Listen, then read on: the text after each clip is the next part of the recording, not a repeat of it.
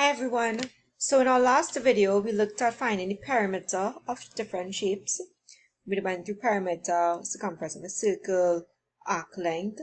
Now we're going to go into area of various shapes. So first of all, what is area? You would have done area as well many times before, starting from primary school level, coming straight up to secondary.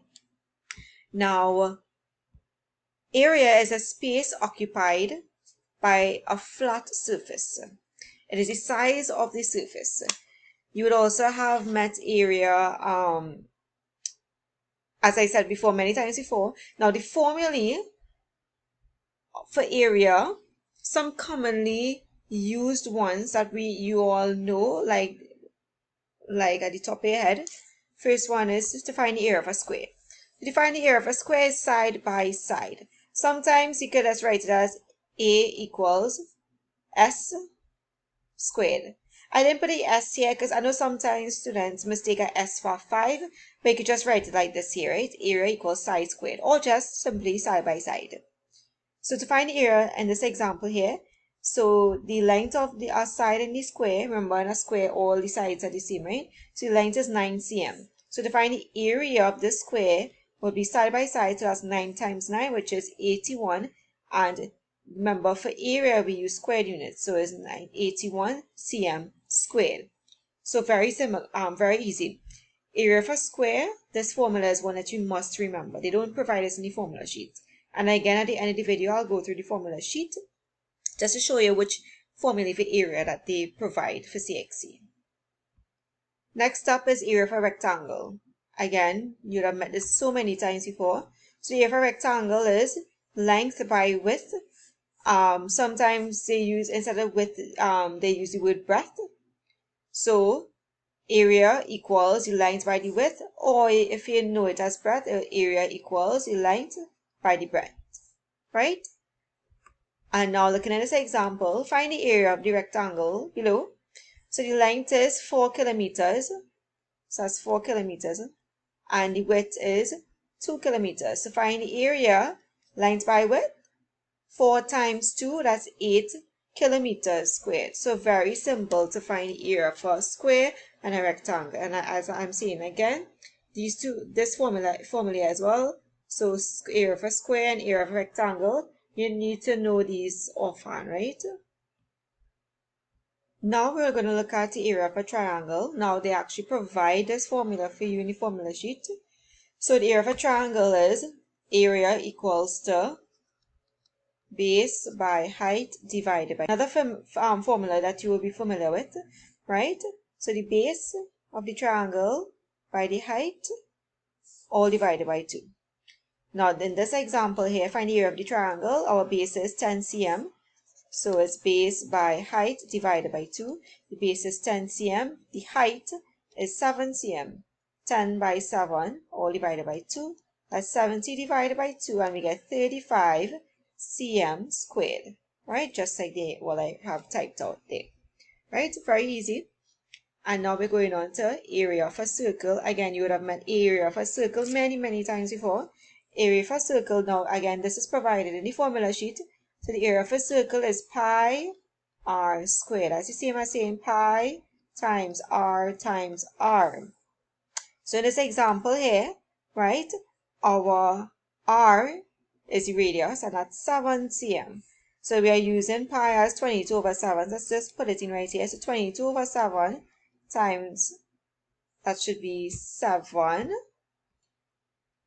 over 1 times 7 over 1, right? This 2 7s I could cancel, and we remain with 22 times 7, which is 154 meters. So another formula that is provided in the formula sheet. So now we're looking at the area of a trapezium, formula for area of a trapezium. This as well is provided in the formula sheet. So let's see what it is and how to use it.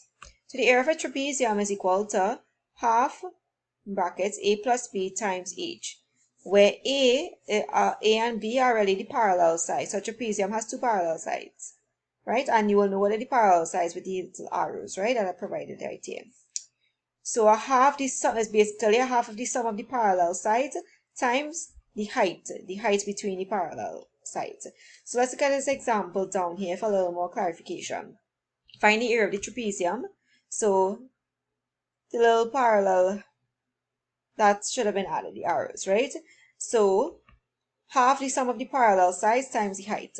So 5, a half times 5 plus 12 times the perpendicular height, which is 4. So a half brackets, the sum of the parallel sides as 5 plus 12, close brackets, multiplied by the height, which is distance between the parallel sides, which is 4 in this case. And you just simplify a half. 5 plus 12 is 17 times 4. And then a half of 17 is 8.5. Multiplied by 4, we would get 34 cm squared. Right? So just need to remember that the A and B are the parallel sides. Now, in the formula sheet, as I will show you again later on, they tell you that A and B are the parallel sides. So you won't forget, it is there in the formula sheet. And now we're going to look at the area of a parallelogram. Now, this one is not provided in the formula sheet, if I'm not mistaken. So area of the parallelogram is base by height. Very simple, right? Base by the height. So the area of a parallelogram is the base, which is 15 in this example here, and the height is 6. So 15 by 6, we get 90 cm squared, right? Using the unit as cm squared. Now remember, parallelogram, we have these, again, the parallel symbols were left out, right? So area of a parallelogram, base by height. Very simple to remember. Now we're looking at area for a sector. Now, luckily again, this formula is provided in the formula sheet. In the formula sheet, they actually write the area of the sector, they write it as theta over 360 times pi r squared. Remember I told you theta is a Greek word that means, the Greek symbol for that means angle, right? This is the symbol for theta, right? That just means angle. So it's the angle over 360 times pi r squared, right? So let's look at this example down here, right? So now, my angle in this one is 120. So I'm going to put it in here. 120 over 360 times pi. In this question, it said use pi as 3.14. So times 3.14 times r squared. Remember, r squared is 6 squared, which is 6 by 6. Or you can write it as 6 squared, like how I have it here, right? And then just simplify. If you simplify, cross out your zeros. 12 into 12, 1. 12 to 36, 3. 1 over 3 times 3.14 times 36. 6 by 6 is 36.